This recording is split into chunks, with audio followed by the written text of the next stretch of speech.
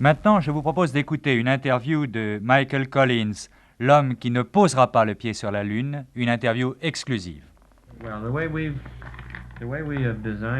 Eh bien, la cabine Apollo a été conçue de telle manière que 3 hommes sont indispensables au bon fonctionnement et à la réussite de ce vol. Alors, en dépit du fait que je ne marcherai pas sur la Lune et que j'aurais été content de fouler ce sol lunaire, j'ai conscience que j'exécuterai alors la partie la plus importante du programme.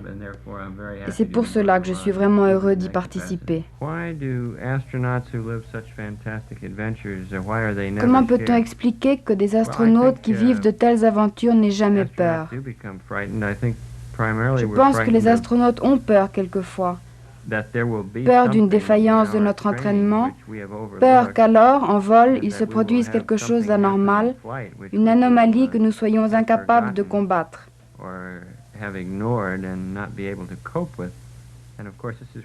C'est pour cela que nous nous entraînons tant, pour essayer de prévoir toute mauvaise surprise dans l'espace. Je crois que les gens ramènent de l'espace les mêmes points de vue, les mêmes préjudices, la même force, les mêmes faiblesses que lorsqu'ils sont partis.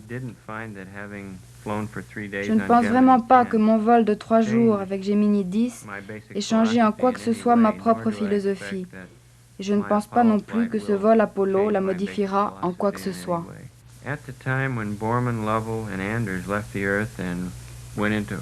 Lorsque Borman, Lovell et Anders sont partis faire le tour de la Lune en décembre, je crois que nous tous, astronautes sur Terre, nous sentions un peu mal à l'aise de ne pouvoir les aider.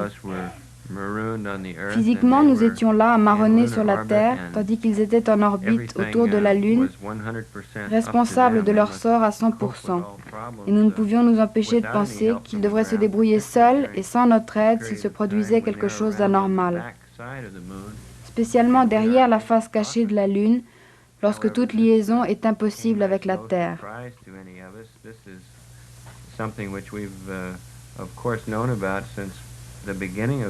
Bien sûr, tout est prévu dans la cabine pour que nous puissions naviguer seuls à ce moment-là, sans support de la Terre, quoique nous l'apprécions bien ce support pendant le vol normal.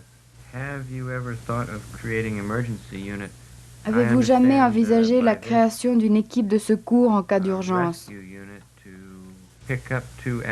J'imagine que vous voulez parler d'une équipe qui serait capable de récupérer 2 astronautes sur la Lune, ou peut-être perdus en orbite autour de la Terre ou autour de la Lune.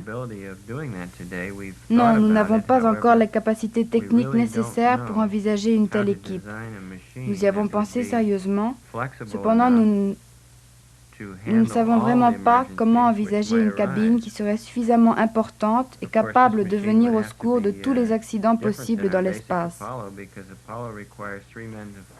Bien sûr, ce nouvel engin devra être différent d'Apollo, rien que par le simple fait qu'Apollo a besoin de 3 pilotes et qu'alors il n'y a plus de place pour les 3 autres que l'on aurait à secourir. L'on devrait imaginer une sorte de transporteur vide ou pilotable par un seul homme.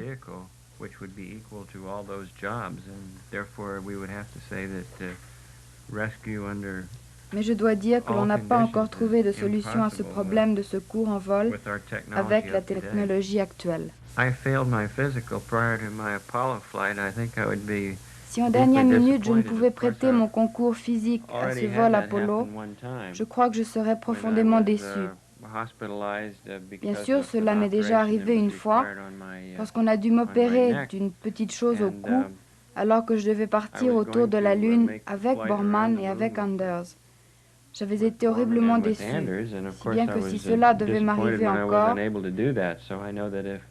je ne crois pas que j'irai jusqu'à étrangler le docteur, mais peut-être qu'on devrait mobiliser une armée d'infirmières qui m'empêcherait de sortir.